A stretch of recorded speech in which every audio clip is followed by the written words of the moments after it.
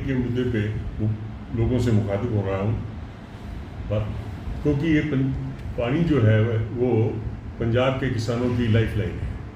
और जब से मैं राजनीति में आया हूँ तब से ये पानियों का जो है झगड़ा पड़ोसी स्टेट से, कभी SYL के नाम पे, कभी राजस्थान के साथ, और आज हरियाणा ने नया इशू शुरू कर दिया है। तो वो मार्च महीने के अंदर ही जो 103% उन्होंने यूटिलाइज कर लिया, अब वो डिमांड कर रहे हैं।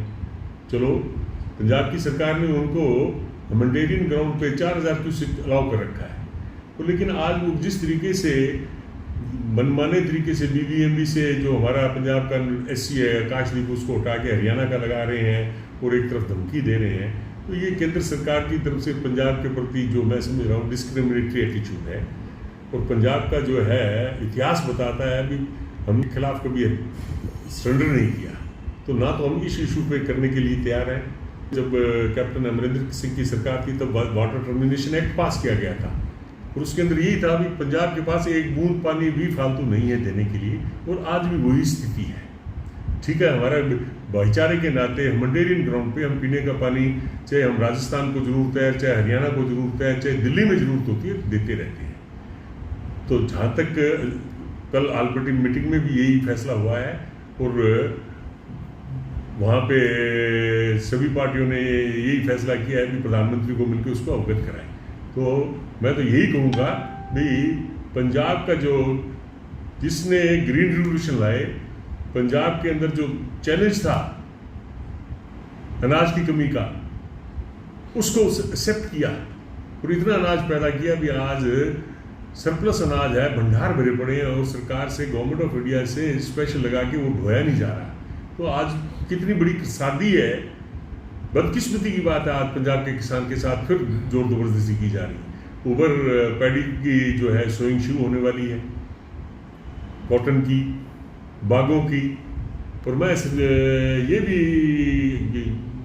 रिक्वेस्ट करना चाह रहा था कि जो हमारा अबोर फाजिलका बुलवाने का एरिया है, जहाँ पे पहले कॉटन ग्रोइंग एरिया था, सब सॉइल वाटर नीचे अच्छा नहीं है, या यहाँ पे ऑर्चार्ड थे किन्नू का, जिसको कैलिफोर्निया कहा जाता था, अब वो बाग जो है वो डिक्लाइन में चले गए हैं, क्योंकि वाटर लेवल कहीं ऊंचा आ गया, और नरमे की तो काश्त ही बंद कर दिया लोगों ने। और ये हालत है कि हाइब्रिड जोना लगा लगा के लोगों की ज़मीन की हालत खस्ता हो गई, खारे पानी से ज़मीन की जो है फर्टिलिटी खत्म होती जा रही है। तो ये एक बहुत बड़ा मुद्दा है आज, क्योंकि हम टेल एंड के लोग हैं, और हमने हमेशा जितना भी पानी की अगर कमी आएगी तो सबसे ज़्यादा मार जो है इसको अबोर फाजिलका एरिया को पड़ती है। तो इस चीज़ को मद्देनजर रखते हुए हम सब पार्टी लाइन से भी ऊपर उठ के आज सरकार के साथ खड़े हैं। दूसरी बात जो है, मैं भगवंत मान जी से भी ये रिक्वेस्ट करना चाहता हूँ कि पिछले लगातार 2-2.5 महीने से पोल्यूटेड वाटर आ रहा है, क्योंकि वहाँ पे पानी की कमी, पौंड में पानी कम है, तो इसलिए उसकी कंसंट्रेशन जाता है। और कब से ये जो बूढ़ा नाले का और जितनी इंडस्ट्री का पोल्यूटेड वाटर है लुधियाना का, चाहे वो डाइंग इंडस्ट्री है, चाहे वो इलेक्ट्रोपोलिट्रेटिंग इंडस्ट्री है, वो सारे का सारा उसमें आ रहा है। और इसमें being a doctor I can say भी इसमें सारे कैंसर एजेंट्स हैं, और ये कैंसर की बीमारी जो तेज़ी से फैल रही है, खास करके मालवा रीजन में, ये सबसे बड़ा कारण है। तो सरकार को इसकी तरफ ध्यान देना चाहिए। कम से कम ये कॉन्स्टिट्यूशनल राइट है, पीने का साफ पानी सरकार मुहैया कराए, जहाँ लॉ एंड ऑर्डर का और मौलिक अधिकार है, उसके बाद यही अधिकार आता है। अब मैं खास करके हमारे फाजिलका एरिया की मैं समझ रहा हूँ कि मैं कल मंडी में गया तो जो है किसान और आड़ती और मजदूर तीनों परेशान थे। वहाँ पे अंबार लगे हुए हैं, लिफ्टिंग नहीं हो रही है। उसका एक ही कारण है कि जो राजनीतिक पार्टी के जो लोग हैं वही सो कॉल्ड अनऑथोराइज्ड जो ट्रक यूनियन है उसके प्रधान बने बैठे हैं, अपनी मनमर्जी करते हैं। और आज थोड़ी सी परसों बरसात हुई, आज वो गेहूँ गीला हो गया, और 3-4 दिन तक अब किसानों को उसको सुखाने में, आड़तियों को उस पर एक्स्ट्रा पैसा खर्च करने की जरूरत पड़ेगी।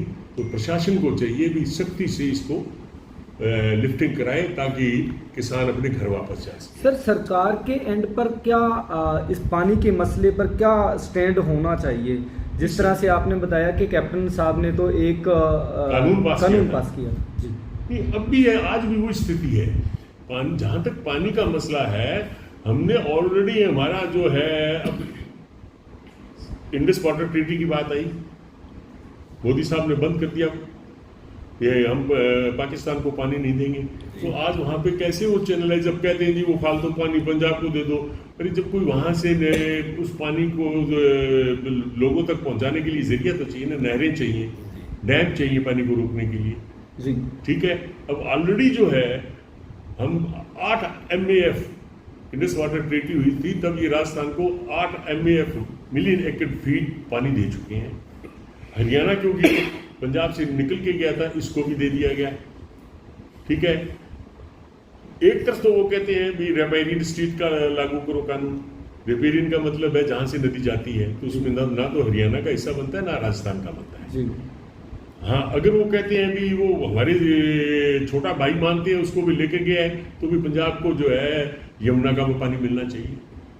वहाँ पे सारा पानी जो है हरियाणा यूटिलाइज कर रहा है, हमें तो एक बूंद भी नहीं मिल रही है।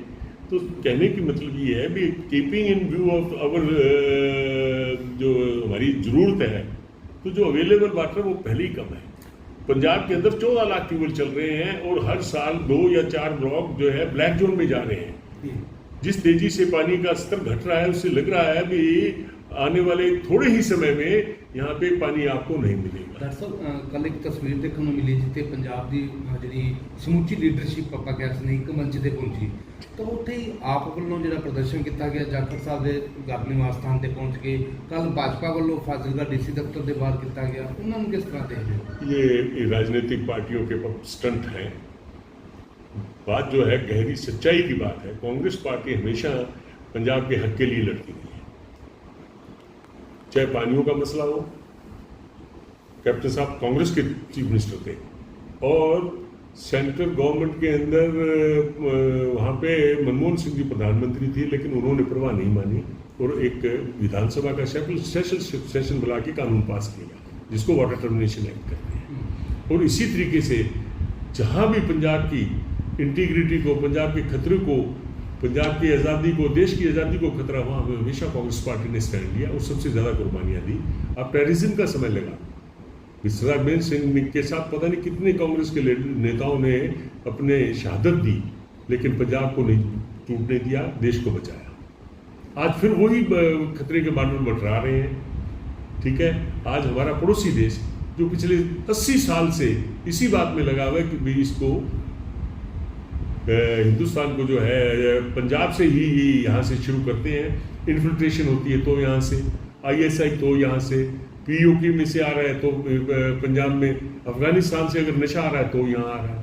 तो आज पंजाब कितनी बड़ी त्रासदी की बात है, वल्नरेबल स्टेट बन गई है जहाँ की सारे देश को पंजाब का ऋणी होना चाहिए भी, इसने सारे देश का अनाज से पेट भरा है। और जब कभी पंजाब पे बाहरी देशों का खतरा बन रहा है, सबसे ज़्यादा जो है कुर्बानियाँ चाहे सेना के अंदर हो चाहे देश के लिए हो, तो पंजाब के लोगों ने दिए। तो आज ये पंजाब की स्थिति है, इस पर प्रधानमंत्री जी को जिस तरीके से फैसला किया गया भी सभी ऑल पार्टीज लीडर्स पार्टीज के लेके जाके प्रधानमंत्री जी को इसके बारे में अवगत कराएं और प्रधानमंत्री जी को ना केवल बीजेपी का सोचना चाहिए, उसको सारे देश का सोचना चाहिए। आज वो लगे हुए हैं भी अपने बीजेपी को जो है मैं किस तरीके से पंजाब के अंदर सत्ता में लेके आऊँ। कभी सैनी साहब को भेजा जा रहा है, कभी सैनी साहब की कहते जी ये तो इसकी बरादरी के लोग हैं। तो आज इस चीज़ों के लिए नहीं है। हिंदुस्तान सेकुलर देश है और सेकुलर देश के अंदर सभी लोग बराबर हैं। अच्छा, एक कल